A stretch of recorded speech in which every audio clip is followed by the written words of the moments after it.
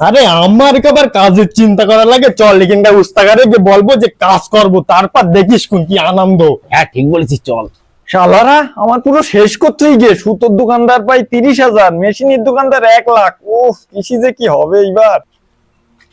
আরে ওই তো ভাই, তোমার কারখানায় একটু কাজ হবে? আরে হবে না মানে বলো কি তুমি, আমার তো কারিগরের দরকার, আমি তো আরো কারিগর খুঁজতেছি।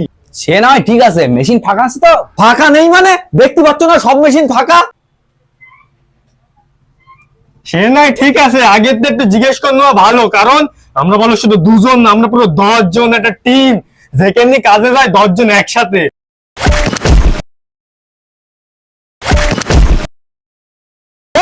পালাচ্ছি কেন?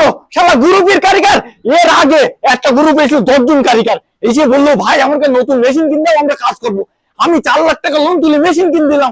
তারপরে এই কারখানা চালাতে গিয়ে আমার বাপের 10 কাঠা জমি ছিল, একটু চাষবাস করে খাতাম, সেটাও বন্ধক দিয়ে পেছনে দিয়ে দিলাম।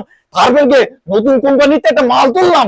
ও মা, কি একটা খুশখুশ করলো, করে একটা 10 জনায় পালালো। টাকার ভাইরা তোমাদের উদ্দেশ্যে একটা কথা বলি, যখন একসাথে 10 জন কাজ আসবে তখন বিরাট ভালো লাগবে।